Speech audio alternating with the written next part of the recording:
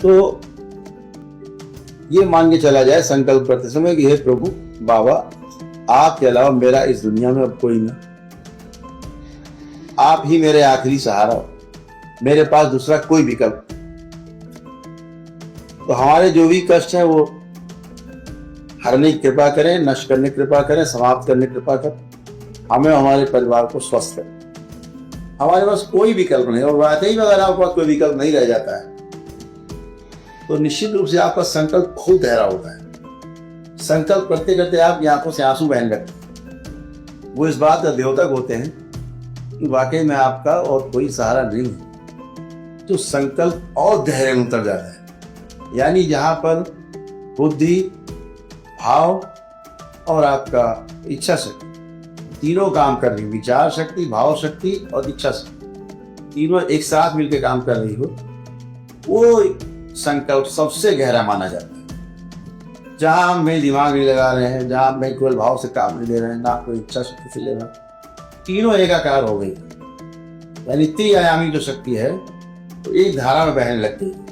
3 धाराएं थी और एक धारा में बहने लगती है। तो वो संकल्प जहां हम ईश्वर के सामने पूरी तरह समर्पित, कोई मेरे अंदर ऐसा भाव नहीं चलो यहां से नहीं ठीक होंगे, तो फिर वहां चलेंगे, वहां जरूर ठीक हो जाए। जहां ऐसा भाव आपके अंदर आता है, आपका संकल्प कमजोर हो जाता है। और जो आसुरी शक्तियां हैं इसी प्रकार के भाव देती है, यहां से चलो वहां चलेंगे, वहां नहीं वहां चलेंगे, तो आपके भाव वो बार बार कमजोर करती हैं, आपके अंदर जो संकल्प शक्ति उसको कमजोर करती। तो अद्भुत बात यही है, संकल्प सबसे ताकतवर बात यही कि हम जो भी संकल्प करें उस समय ये भाव रख के करें कि आपके अलावा मेरा संसार में दूसरा कोई नहीं। तो पूरी जिम्मेदारी दरबार की बन जाती है और आपका संकल्प बहुत गहरे में जाके स्वीकार होता है। जितना गहरा संकल्प होता है उतना ही गहराई में जाके आप स्वस्थ हो और आपकी प्रार्थना स्वीकार। तो संकल्प के लिए विकल्प करना होना ही संकल्प।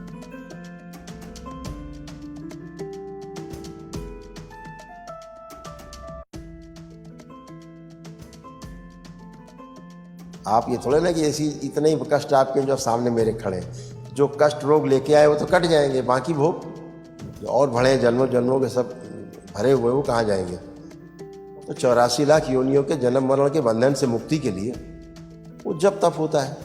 अगर आपको लगता नहीं हमें इसी 84 लाख योनियों में बार बार मरना है, यही जिंदा होना, पैदा होना, बार बार मरना, यही पैदा होना, नरक में रहना, तो कोई दिक्कत ही नहीं। फिर ध्यान साधना क्या आवश्यकता है? फिर तो आपके कष्ट चले गए, मजे करिए आप, फिर वापस दइए, आइए, पिछले कर्म भोग तो हैं ही तमाम, फिर आइए उनको काटने के लिए, वो तो आना ही पड़ेगा। अभी आपके ऊपर है कि आप 84 लाख योनियों के बंधन से मुक्त होना चाहते हैं, उसी में लिप्त रहना चाहते हैं। तो उसके लिए आपको कोई ध्यान जब तक साधना की आवश्यकता नहीं है। भले कष्ट चले जाएंगे लेकिन बाकी